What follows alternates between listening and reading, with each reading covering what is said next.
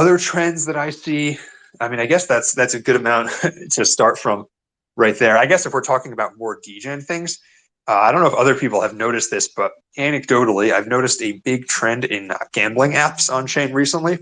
We have Rollbit, we have some dice games that have come up, and that's something I haven't taken any positions in, but that I'm watching closely because I think that is a high potential to have those sorts of events we saw like in DeFi in 2020 and then start of 2021, and then like we saw in NFTs in 2021, where you get thousands of copycats, which tends to create a lot of opportunities to make money. And the way that I see that playing out when it eventually happens, and yes, I know there's been gambling apps in the past, but I think we're starting to see more movement in those recently. But what I think is going to happen is you will see protocols launch and they'll offer some sort of creative casino gambling models that don't exist anywhere in the world. Yeah, and you can spin those up quickly in crypto, whereas you could not normally, at least not legally. And what they'll do is they'll actually provide governance tokens to people who participate in some form so that the games you play, even though they're game chance, actually have a positive expected return since you're earning the governance tokens no matter what. And then these things will, as we saw with DeFi and as we saw with NFTs, they will have quick surges where people flick from one protocol to another to earn those governance tokens. And I think that there's a high probability that that happens at some point, whether it's this year or next year.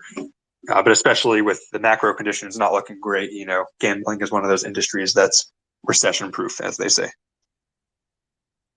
No, I'm very curious too why no one has ever made any kind of sports betting protocols or things like that where it's completely on chain. Maybe there is one, I haven't found it, but I'm very bullish There is. if somebody makes it. There is. There is, and they're starting to become more popular.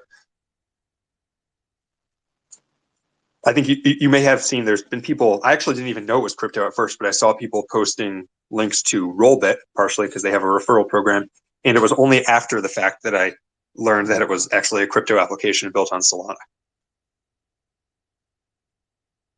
Oh wow, okay, I'll have to definitely check it out. But I always thought that was a really great thing that could be on chain because I feel like if you get really into sports betting and that kind of gambling, you're always concerned that the odds are really against you, even because you can't kind of see inside the hood on how it's all working.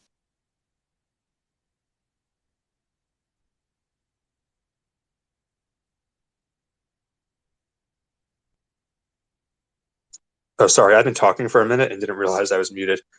Um, but yeah, I think we'll see prediction markets go on chain as well because Predictit, which is one of, if not the leading one for regulatory reasons, is having to discontinue their services.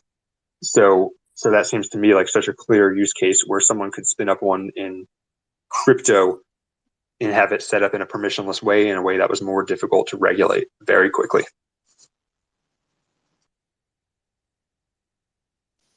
No, I'm looking forward to it. Regardless, these are some great tips that you've given us that we can look forward to for the rest of 2023.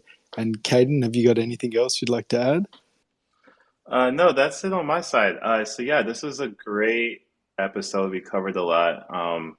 If anyone has any questions, feel free to ask right now before the end of the episode. You can hop up as a speaker. But in the meantime, I'll do the closing off